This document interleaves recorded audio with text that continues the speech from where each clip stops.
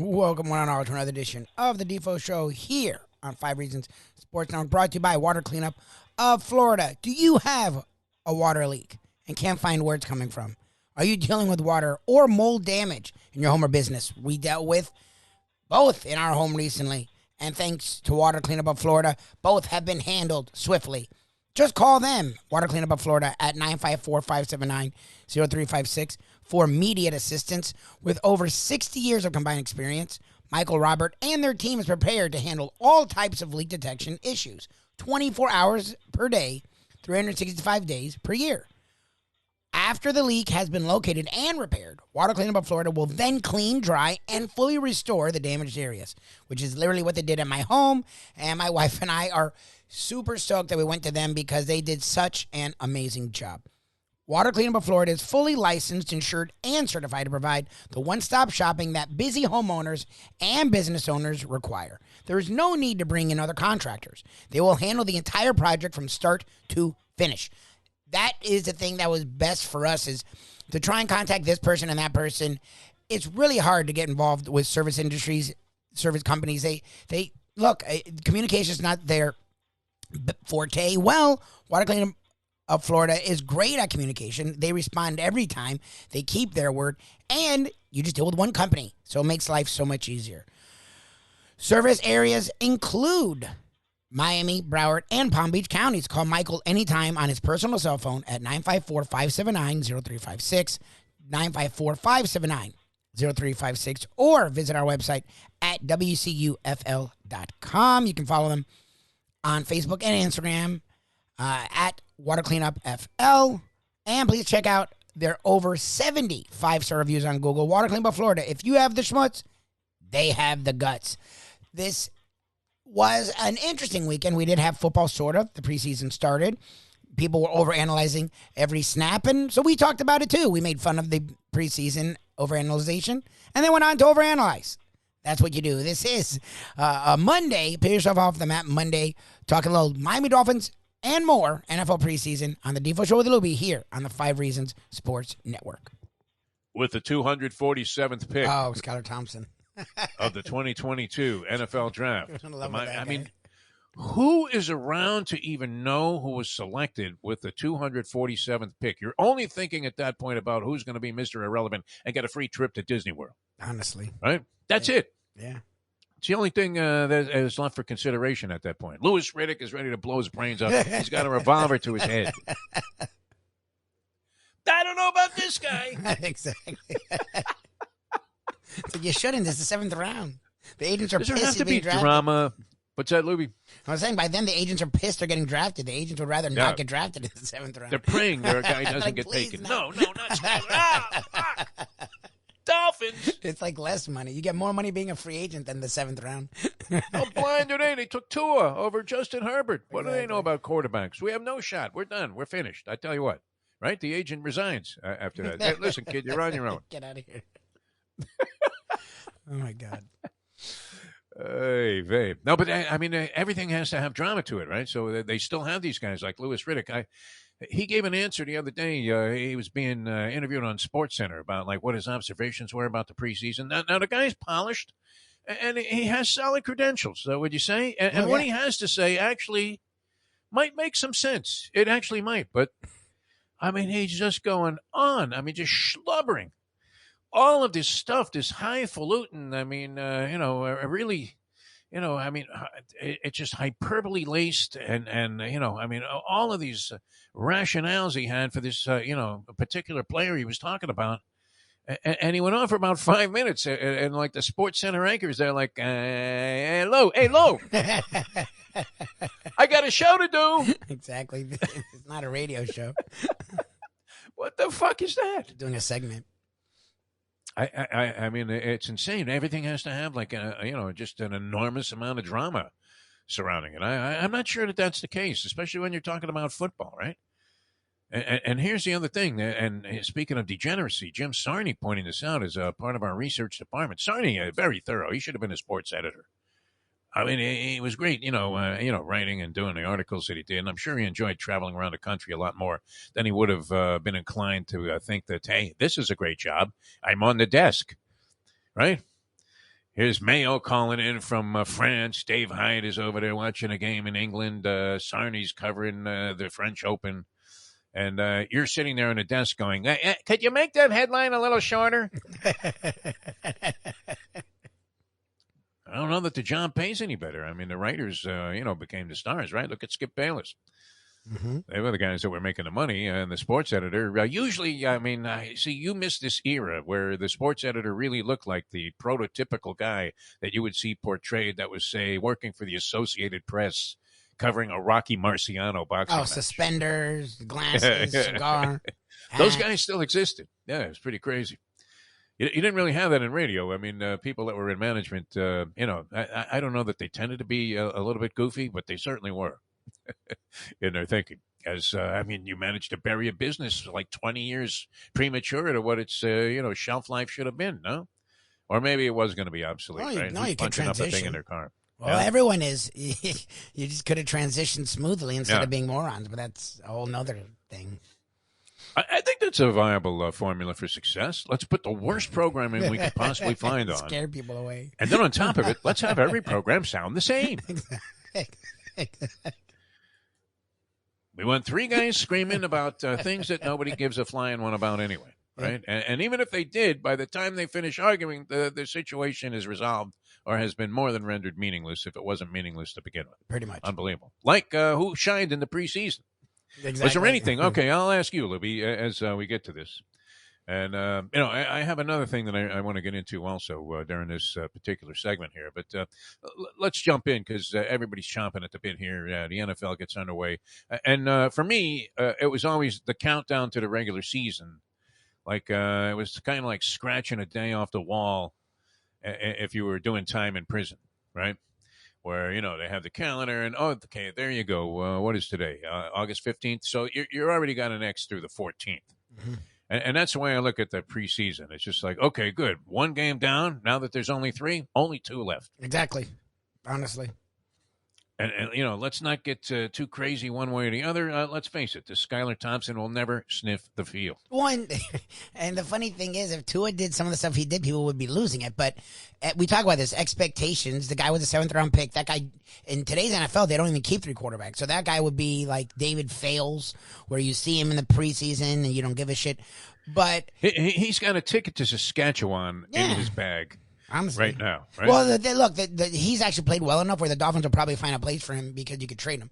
But it's just interesting because he missed 5 different times. He missed wide open guys, and he just held on to the ball so long that the play got ruined, and they had to settle for 3 field goals that they shouldn't have had to settle for. But he played fine. It is funny that that's the story of the game. Oh, Skylar Thompson. It's he didn't do anything. What a gem. We found a diamond in the rough there. Unbelievable. He was 18 to 25, 1 touchdown. Brady was a 6th-round pick. Why not this kid? I was okay.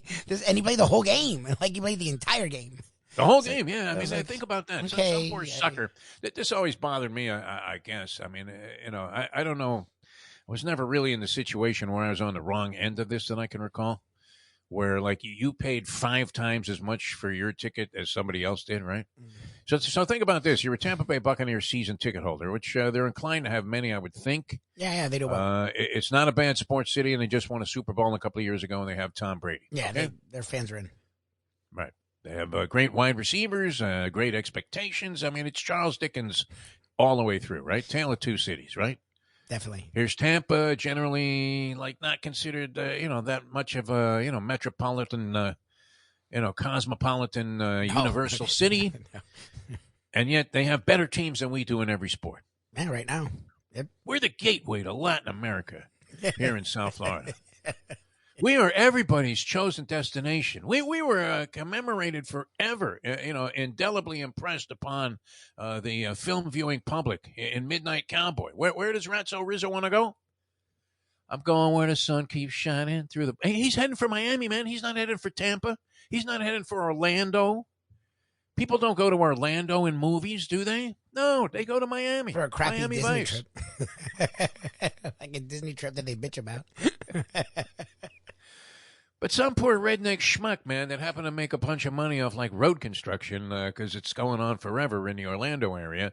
And says I wouldn't live in that shithole. So he lives in Tampa, because he owns the company, and he's got season tickets to a Buccaneers game. But it's preseason, and so nobody goes. And then you find out. I mean, how could they possibly sell you this dreck at full price? It's a crime. I mean, what they're getting away with here. You talk about bait and switch. That this is, you paid for a high level automobile like a Lamborghini, and they literally gave you like a Kia. Nothing wrong with the Kia. I mean, you don't want to pay for a Lambo. Like you just want to go, and be troubled and go to a ballpark and go through the hassle it takes to get to a game and the traffic and the $50 parking and then do all of this tailgating. I mean, you go into the game, you're already stuffed like a pig, drunk out of your mind, and then you sit there for 3 hours and watch these backups perform, and then you realize, wow, they whacked me for full price. Yep. Yeah, it was Kyle Trask for Skylar Thompson, and people were analyzing it. That's why it's interesting you were going to ask me, because I laughed all weekend. I was like, are you guys analyzing this? Trask sucked. His first 2 drives, he had an interception that went for points, and then he had a fumble that directly went for a touchdown. So I don't care what he does after that. He was horrendous. And then Thompson was good for a 7th-round pick, but like, are we really analyzing it? I literally said that to multiple reporters, and I'm like, look, I get it. This is your job. I appreciate what you do, but like, come on. Like, you can't be analyzing that. You can't. Yes, I mean there was nothing there. It was basically like they said, "Hey, listen, we're going to start the season. We're going to fill the stadium. We're going to get all of this television money that we have coming in, and we're going to, just go ahead and absolutely rob you blind. I mean, you ordered." You ordered, an expensive bottle of champagne, and you got Andre Calder. Exactly. I mean, come on. Like my cousin, they live in Tampa, so they were at the game and they sent pictures. I guess because his older brother, they are like they're sponsors. So when they get tickets, it is free and they don't pay. Yeah. So he's like the VP of this company that has like a box, whatever. So I'm sure he didn't go and gave it to his younger brother. So he's at the game, great seats. And he texted my dad and me because they're Bucks fans and we're Dolphins fans. He's like, look, 50-yard line. And my dad's like, why? My dad literally said, why? I don't know. I guess it could be an enjoyable free. thing. You go out with your friends, you get blasted. I mean, but come on. I'd much rather see, because at my house, when I realized, it's Skylar Thompson, I can change the channel because I don't give a shit about Skylar I was trying to find reasons to, tune into this game. I have to admit, I didn't watch much of it. No, it's hard. It's really hard. I was out. I had to do a late night walk of life after spending much of Saturday at the racetrack. And then by the time I got back, it was already like into the second quarter. And late in the second quarter is when all the action took place that you would find favorable for the Miami Dolphins. Yep. They got a touchdown pass out of this Skylar kid, Skylar Thompson. And I had no idea. I could not have told you that he was on the roster. Oh, no, I don't even know if Mike McDaniel knew he was on the roster. He's shined in camp. No, he's looked good in camp. So he was one person people were excited to see. And then the fact that, he led a late drive to take a lead, people were like really stoked. I was like, okay. Like he's Johnny Unitas. Exactly. Hey, look, I mean, that would be the one good thing, the one bright side of watching a lot of this preseason football, especially the way that it's approached today, because there was, I want to say that the starters used to line up and play in that first preseason game when they had 4 of them. And they didn't play much. They would play, well, you know what, Joe's going to get 6 snaps there at left tackle. And you've seen every reason. I guess a guy could be hurt on opening day. It's happened many, many times. You're going to have injuries on opening day that take guys out, prominent guys, significant guys out for the season. And it's very unfortunate. Look, the Jets had that happen with this Becton kid last year, first game of the season, out the door. And then before the season even starts this year, out the door. That happened in practice. If you're going to have these games, you can anticipate. I mean, there were many injuries. Including the Texans, I think, lost 2 starters for the year. Is that true? They're both out for the season, 2 starters for the year, and of course you had this Hack Wilson, Zach Wilson from the Jets, and he's out running, and all of a sudden, I mean, without any contact, he ends up with a deep knee bruise and also a torn meniscus. No contact, man, and it wasn't like he made that kind of a cut that you thought, whoa, holy Eric Dickerson, look at this guy. He didn't look like Barry Sanders on this thing. I mean, he just like stumbled forward and tore everything in his knee, which was unfortunate. And then, the anticipation was, holy shit, imagine you're a Jet fan. You paid your personal seat license. Oh, my God. You have whatever hope you have hinging on the idea that maybe this guy can figure it out in year number 2, and this Robert Saleh is the man. And the next thing you know, you're paying like hundreds of dollars a game to go see Joe Flacco. Yes, Flacco. Flacco. Like, I'm more excited about Bridgewater. Who was it? Was it Shane Falcon? Was that the name Shane of Falco? Shane Falco. Falco. Shane Falco, yeah. I'd rather see Shane Falco. Keanu Reeves and the replacements. Yep. Much rather see that than I don't know. I mean, I was a Joe Flacco fan at some point in time, right? But this guy's got to be stiff as a board, no? Yeah, I think Joe Biden is more agile at this point than Joe Flacco is.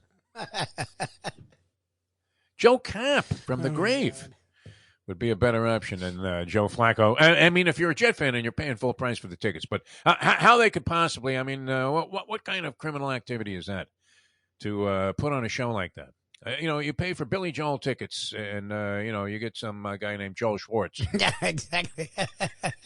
who won a karaoke contest in some bar in Mississippi. That's really what the preseason Doing is. A bottle of red and a bottle of white. I mean, come on. Because Ken and I were talking about it, and I was like, yeah, I'm excited for it. When we were driving back from Noble, Tom's Louisiana Kitchen Friday, and I was like, but it's such a tease because I get so excited every year, and now baseball is more and more boring, so I even want this more and more. And then the minute it's on, it's like, oh, this isn't it. Like, this isn't what I was. Well, you have to, try to divorce yourself and detach yourself from the preseason and all of the things that are being said. Although Louis Riddick very eloquently talking about the Pittsburgh quarterback battle. Who's going to start there? Is it going to be Mitch?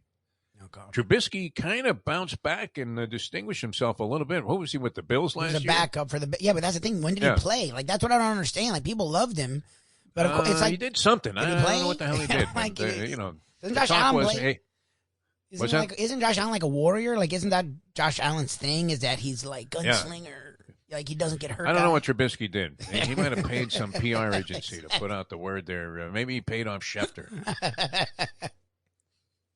Hey, Adam, could you put in a word for me, huh? I want to get another job. Oh, all right, so he's in there. Yeah. And then you have that goofy name guy, Mason Rudolph. Is that the guy? Mason Rudolph? Yeah, former Oklahoma State quarterback. Yep. He's been with Pittsburgh since Bradshaw was playing there, this guy. No, he's like a 60-year-old backup. Yeah, he's been a backup for a while. Around. Yeah. And then Kenny Pickett, the kid out of Pittsburgh, who is the Cinderella story there, and he lit it up. So he came in last, though. I mean, he was the third quarterback. And goes 13 for 15 against Scribini's. I mean, what level of scrub was on the field when Kenny Pickett, without any experience whatsoever, you know what you need in a quarterback? Experience. Yeah, there you go. Can complete almost every pass he throws in the preseason while supposedly not having a clue. It's going to take years of study. In fact, he should just sit the bench for a year behind whomever we have as our starter, right? Trubisky. Neil O'Donnell. Learn what he can learn. Crazy stuff. I mean, all right. So I don't know. Was there an overreaction to it? You had Sam Darnold also in his battle there for the starting job. Mayfield. Yeah, with Mayfield. Baker Mayfield. And Baker Mayfield. So and that supposedly was a draw. One guy was like 4 for 7. The other guy was, 6 for 10 or something like that. I mean, like, what numbers are these? What do these numbers mean? Yeah, you're right. What do you do with that? Like, all weekend, it's so funny because you don't do Twitter, but all weekend I'm like, and I'm reading this stuff, and I'm like, oh, what are they talking about? I'm like, are you talking about the preseason? I'm like, what's wrong with you? No, especially this preseason. I mean, literally, you used to at least, like I said, I want to say, I remember going to those first exhibition game, preseason game press conferences. And Shula would talk about, well, you know what, the starters are going to see some action there. And, and they were talking about like 6 snaps. And I'm thinking, well, what would be the point? I mean, you don't even have time to limber up there with 6 snaps, do you? Brian, you're like, finally. He's like, oh, you're out. Right. There's 6 shots in tennis. You're losing every point. You're like, no big deal, man. I'm going to bounce right back here. You're just getting loose. 6 snaps. All right, so when does it get serious, or does it? Does it get serious next week? This week. I'm hoping this week. Or then you're right. Then just get rid of the preseason. Like, if they're really that scared to play guys, No. then why do you have it? Like, I'm hoping this week you'll see Tua at least a quarter, Tyreek Hill a quarter, and then I guess. Well, when we know where they have it, they have it so the owners make money, which yeah. They do. They don't pay the players their full salaries. It's just extra. It's extra dollars. I mean, do they really need it at this point? No. With the Broncos selling for $4.65 billion, the Broncos. Pat Bowlen, man, he's got to be thinking, oh, wow, are you kidding me? Should have sold before he checked out, unfortunately. But I guess the family gets the money, so he's probably smiling somewhere. He was supposed to be a good guy, wasn't he? Yes. Pat Bowlen? We heard good He was things. never immersed in any big controversies, was he? No. Except how he was able to, not. I mean, how did he suppress his laughter whenever Elway flashed those teeth that were the size of secretaries?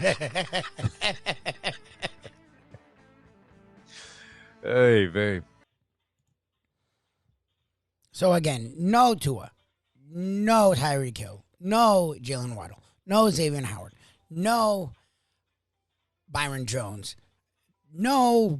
I don't know if Agba got out there. I don't think Christian Wilkins got out there. I think Phillips played a little because he's a second-year dude, but he didn't play that much. So to me, and we talked about it, the preseason only matters so much. Look, it was interesting to see Skylar Thompson get out there. He wasn't spectacular. He was good. And for a third overall quarterback, that's amazing. Most teams don't have a backup, so the Dolphins seem to have 3 legit quarterbacks. I am excited to see preseason game 2 because I feel like Tua will get a little bit of action. You'll see a little bit of Bridgewater, then some Tyreek, then some Skylar Thompson, and then game 3, I'm hoping we get a little bit more. But at least there was football, and the Dolphins did win, for whatever a win matters, in the preseason. We'll talk more about that tomorrow morning. Check us out, South Florida Live. Just go to Google, YouTube, Facebook, South Florida Live.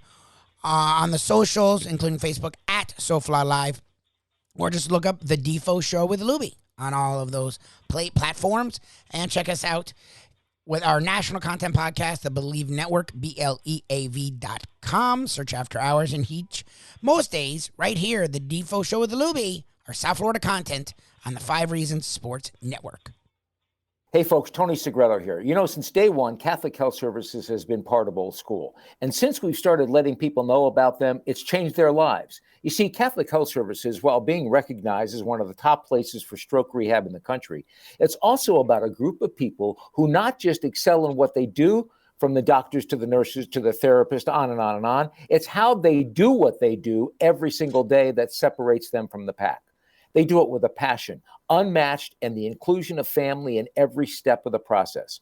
Trust me when I tell you this. If you want the best, unmatched rehab with a special group of skilled, caring people, there is truly only one place, and that one place is Catholic Health Services. These days, we're all looking for comfort anywhere we can find it. Thank goodness for Landlubbers Raw Bar and Grill in Plantation, because they are making sure you are as comfortable as possible. First of all, they're not only open for delivery and pickup. All you have to do is go to landlubbersbarandgrill.com for both pickup and free delivery. You're going to have the best wings in the world. You're going to have a great burger. You're going to have their amazing soups. Again, Landlubbers, Raw Bar, and Grill. It's nice and easy. Just go to landlubbersbarandgrill.com for both your pickup and free delivery. Thank goodness for Landlubbers for making you always feel right at home.